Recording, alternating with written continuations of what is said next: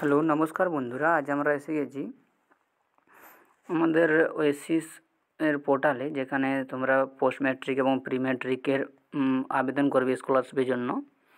তো এখানে হচ্ছে অনেক ধরনের প্রশ্ন বা সমস্যা আপনাদের কাছে আসছে, যেগুলোর মধ্যে হচ্ছে যে এখানে যে আমাদের ইনকাম সার্টিফিকেটটি লাগবে, সেই ইনকাম সার্টিফিকেটটি কার লাগবে, গ্রাম প্রধানের নাকি বিডিও এর। তো সে বিষয়ে আমি কথা বলবো। এবং এর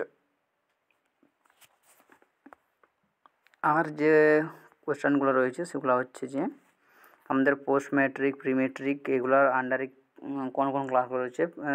প্রি ম্যাট্রিক অর্থাৎ ক্লাস 10th আগে, অর্থাৎ তুমি যদি 9-এ পড়ো বা সেক্ষেত্রে তোমাদের প্রি ম্যাট্রিক স্কলারশিপটা প্রযোজ্য হবে। এবং আরেকটি ব্যাপার, পোস্ট ম্যাট্রিক ক্লাস 10-এর উপরের দিকে।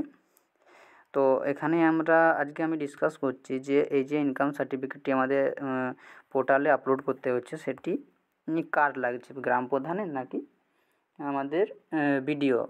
তো এর জন্য আমি তোমাদের প্রথমে বলে রাখি যে পোর্টালে একদম স্পষ্টভাবে বলা রয়েছে যে আমাদের যে ইনকাম সার্টিফিকেটটি আপলোড করতে হবে সেটি যেন এই ডিস্ট্রিক্ট থেকে হয়। অর্থাৎ তাহলে আমরা সবাই বুঝতে পারছি যে গ্রাম প্রধানের এই ডিস্ট্রিক্ট থেকে কোনোভাবেই ইনকাম সার্টিফিকেট পাওয়া যাবে না।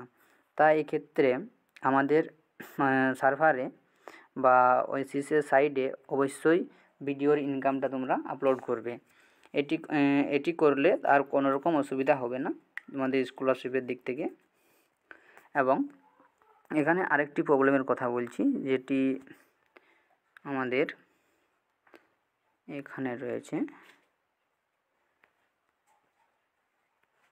বলছে, if Aadhaar is not available in NPCI, please contact your branch within 7 days and check the DBT enabled status of your account. অর্থাৎ যাদের আধার কার্ডে এনপিসিআই লিঙ্ক করা নেই, তারা শীঘ্রই যেন তাদের ব্যাংকে গিয়ে এই যে ডিবিটি এনাবেল স্ট্যাটাসটা আছে সেটি অন করিয়ে নেয়।